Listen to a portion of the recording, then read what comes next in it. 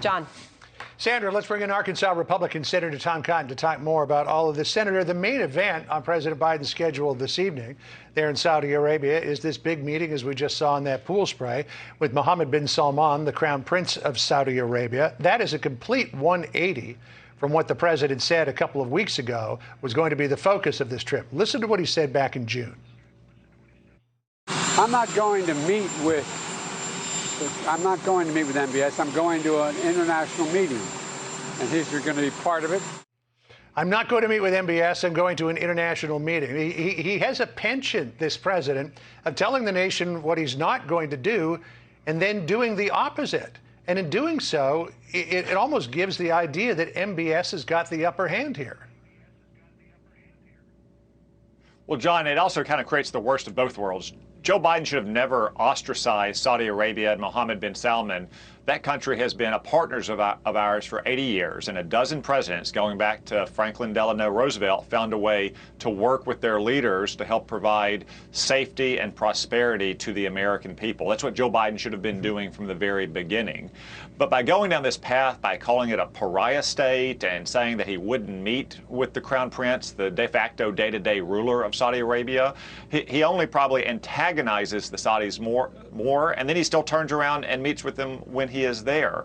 He should just say, as a dozen presidents for 80 years have said, that Saudi Arabia is an important partner of the United States. It's an important force for stability with our other friends, to include Israel in a region when Iran is threatening us all, and try to work with them to defend the interests of the American people.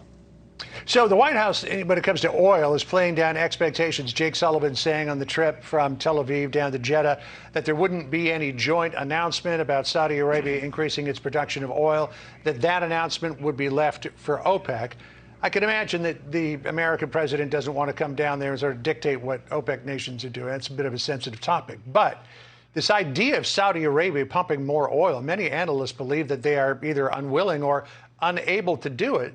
So him going hat in hand to Saudi Arabia probably isn't going to amount to a hill of beans. Yeah, I wouldn't anticipate a big breakthrough, John, for the reason you cite. The industry experts with whom I've consulted suggest that Saudi Arabia and the other major player in the Gulf, the United Arab Emirates, don't have a lot of spare capacity. What they do have is a threat from Iran, and if they continue to face the threat of missiles and one-way attack drones hitting their oil fields and refineries, it's going to be much harder for them ever to produce more. What we should be doing in the Middle East is confronting the threat that Iran poses to us. But if we're looking for spare capacity for oil, Joe Biden didn't have to fly halfway around the world. He could have just flown out to the Permian Basin in West Texas, or North Dakota, or Arkansas, or Louisiana, or any of the states in the United States that are blessed with those resources that we could be producing in much greater volumes if Joe Biden and the Democrats weren't waging a war against the oil and gas industry right here in America.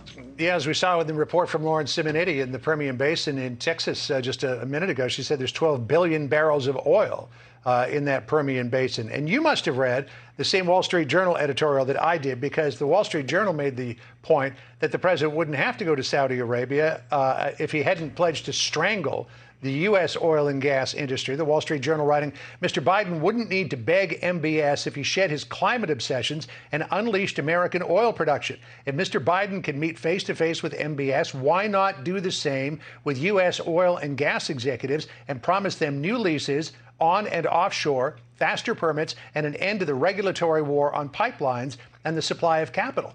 We were making this point the other day, and I believe it was Marsha Blackburn who made it, that if you're MBS, if you're Maduro, if you're Ibrahim Raisi in Iran, you're probably going to get a phone call from the president or the White House about oil. But if you are in the oil and gas industry here in the United States, the president's going to call you out for bad behavior. Yeah, it's one thing to deal with long-standing partners like Saudi Arabia or the United Arab Emirates, or certainly neighbors like Canada and Mexico. It's appalling, though, the president earlier this year went hat in hand to sworn enemies like Iran and Venezuela to try to bail him out of a political problem of his own making, which is $5 a gallon gas. And we have that in no small part, as you said, for this war that the Biden administration, the Democrats, are waging against the oil and gas industry.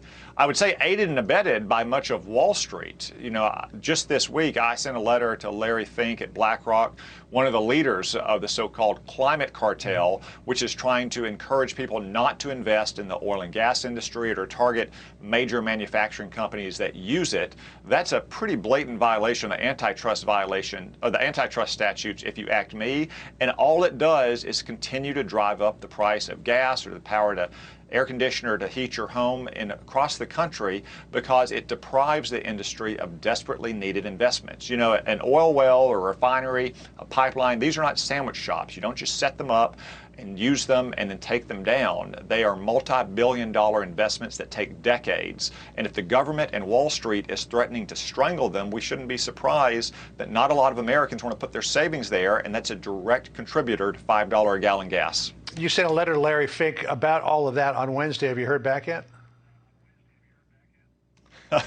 Not yet, but you know, they've been at this for a long time, and we're going to be at it for a long time. When we win the Congress this fall, I'm going to make sure that Congress conducts oversight into the climate cartel, which is helping the Democratic Party wage this war on the American oil and gas industry.